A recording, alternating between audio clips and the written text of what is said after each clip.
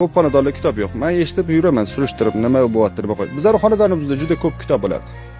Erkin Bozorov o'zlari kechagida aytdilar. Uyimizda eslayman, mana uyimizda ko'p kitob bo'lardi, ozgina yirtardim. Uyimizda portret bo'lardi. Sekin asta qiziqib kirib qoldi.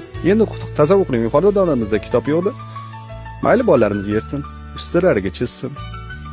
Ko'p odamlarni eshitganman, uyimizda ko'p kitob turaverardi. Keyin bittasini olib sekin qiziqib o'qib ko'rdim, boshqalar o'qib ketdi. 10 ta kitob o'qib chiqsin.